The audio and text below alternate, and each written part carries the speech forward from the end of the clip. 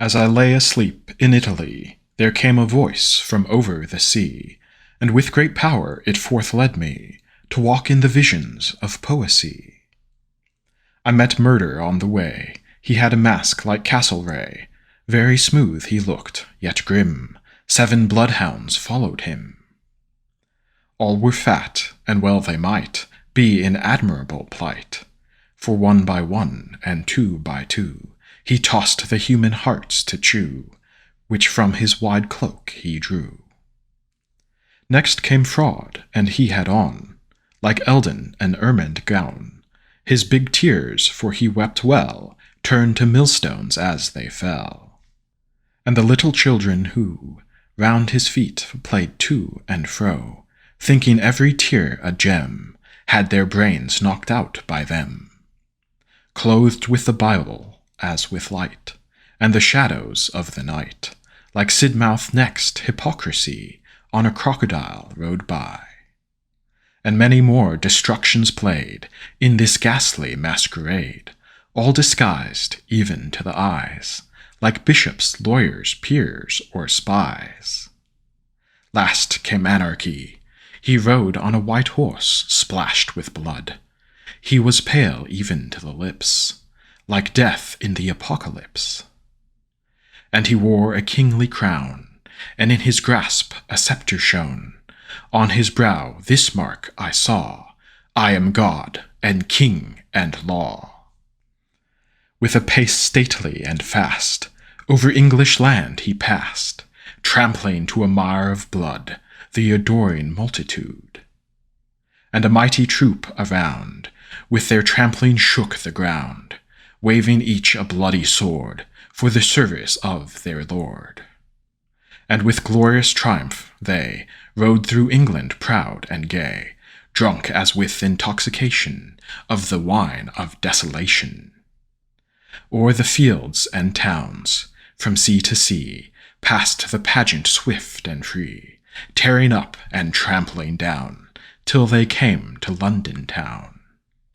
And each dweller, panic-stricken, felt his heart with terror sicken, hearing the tempestuous cry of the triumph of anarchy. For with pomp to meet him came, clothed in arms like blood and flame, the hired murderers who did sing, "Thou art God, and Law, and King." We have waited, weak and lone, for thy coming, mighty one. Our purses are empty, our swords are cold. Give us glory, and blood, and gold. Lawyers and priests, a motley crowd, to the earth their pale brows bowed, like a bad prayer not over loud, whispering, "Thou art Law and God." Then all cried with one accord, "Thou art King, and God, and Lord. Anarchy, to thee we bow, be thy name made holy now." And Anarchy, the skeleton, bowed and grinned to every one, as well as if his education had cost 10 millions to the nation. For he knew the palaces of our kings were rightly his the scepter, crown, and globe, and the gold-inwoven robe. So he sent his slaves before, to seize upon the bank and tower, and was proceeding with intent to meet his pensioned parliament. When one fled past, a maniac maid, and her name was Hope, she said, but she looked more like despair, and she cried out in the air, "My father Time is weak and grey, with waiting for a better day. See how idiot-like he stands, fumbling with his palsied hands. He has had child after child, and the dust of death is piled over every one but me. Misery, oh, misery." Then she lay down in the street, right before the horse's feet, expecting with a patient eye murder, fraud, and anarchy.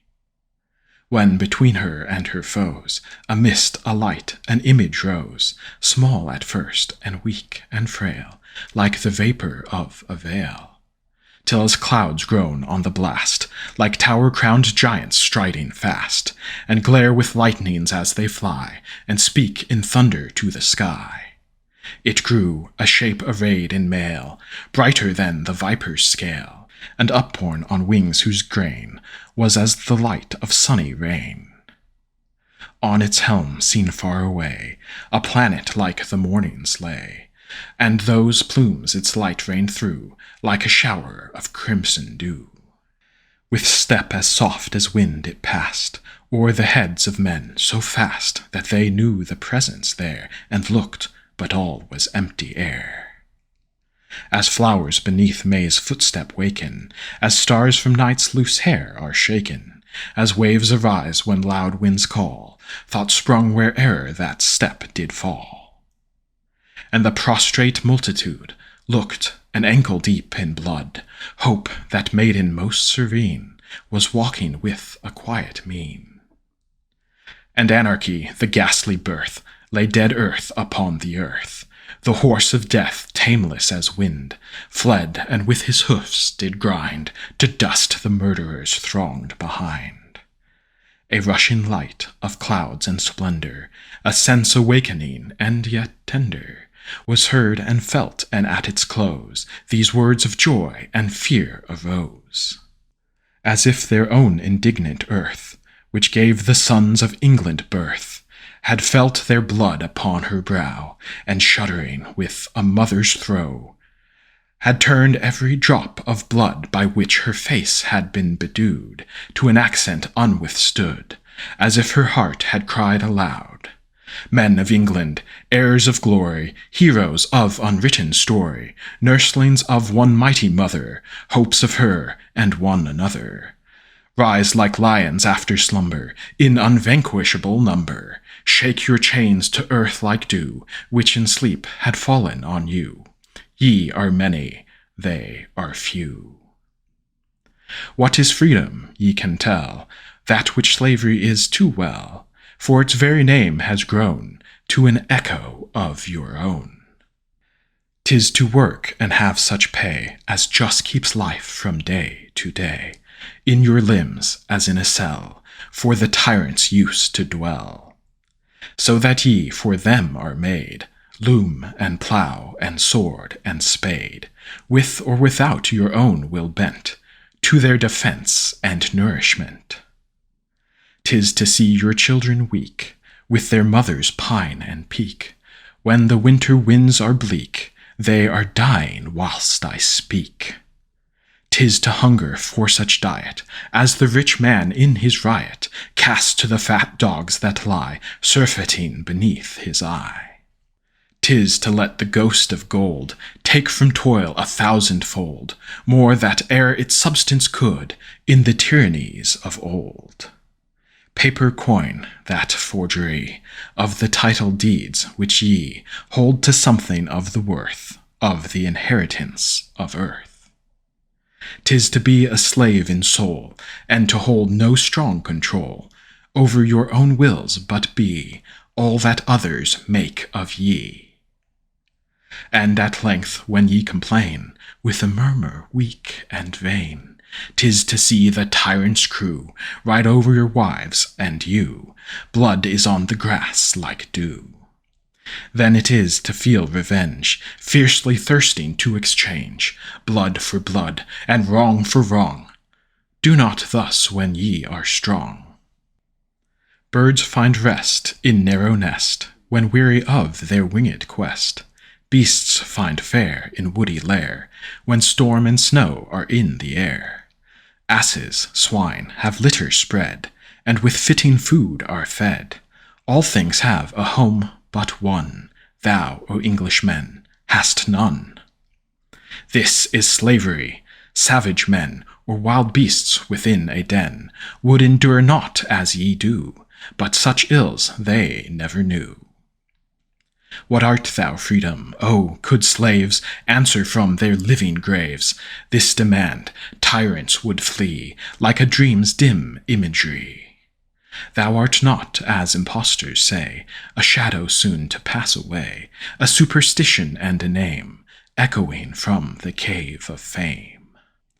For the laborer thou art bred, and a comely table spread, from his daily labor come, in a neat and happy home.